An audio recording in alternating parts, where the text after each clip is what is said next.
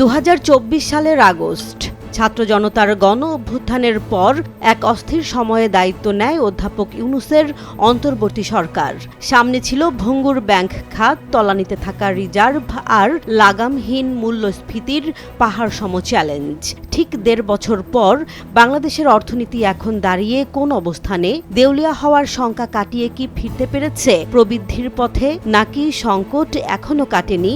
গত 18 মাসের তথ্য ও পরিসংখ্যান নিয়ে আমাদের আজকের এই বিশেষ প্রতিবেদন।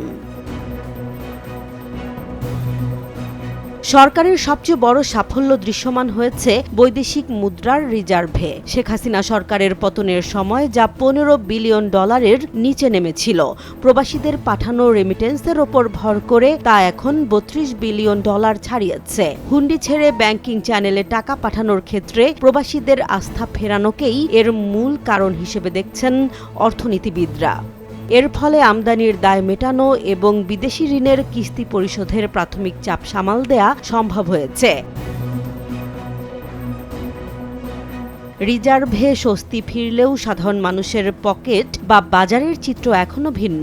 আওয়ামী লীগ সরকারের শেষ সময়ে মূল্যস্ফীতি ছিল 11.66%, যা বর্তমানে 8.5% ঘরে নামলেও লক্ষ্যমাত্রার চেয়ে অনেক বেশি। বিশেষ করে আলু, পেঁয়াজ ও ভোজ্য তেলের মতো নিত্যপণ্যের বাজার এখনো সিন্ডিকেট মুক্ত করা যায়নি। উচ্চ মূল্যস্ফীতির প্রভাবে মানুষের প্রকৃত আয় কমে যাওয়ায় দেশে দারিদ্র্যের হার 18.7 থেকে বেড়ে 21% ছাড়িয়েছে বলে জানাচ্ছে বিশ্বব্যাংক।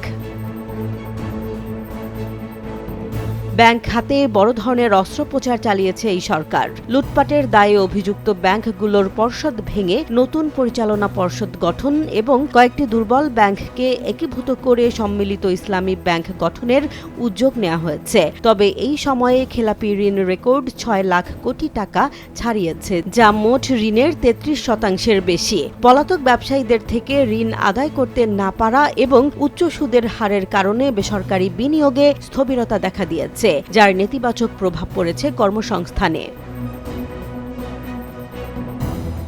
পাচারের অর্থ ফেরাতে কাজ শুরু করেছে আন্তর্জাতিক টাস্ক ফোর্স। গত 1.5 বছরে দেশ বিদেশে প্রায় 66,000 কোটি টাকার সম্পদ অবরুদ্ধ করতে পেরেছে সরকার। যদিও অর্থনীতিবিদরা বলছেন এটি একটি দীর্ঘ প্রক্রিয়া এবং শুধু ব্রিটেন ছাড়া অন্য দেশে পাচার হওয়া সম্পদ এখনো পুরোপুরি ফ্রিজ করা সম্ভব হয়নি। তবুও এই উদ্যোগ ভবিষ্যতের জন্য একটি গুরুত্বপূর্ণ আইনি কাঠামো তৈরি করেছে বলে মনে করছেন বিশেষজ্ঞরা। সামষ্টিক অর্থনীতিতে স্থিতিশীলতা ফেরানো এবং ব্যাংক খাতে সংস্কারের সূচনা এই 1.5 বছরে সরকারের ইতিবাচক অর্জন।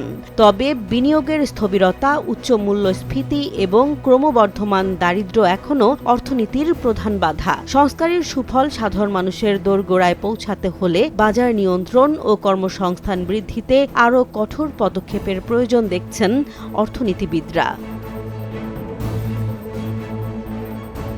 জেসমিন জাহান, নিউজ ডেস্ক, জনবাণী।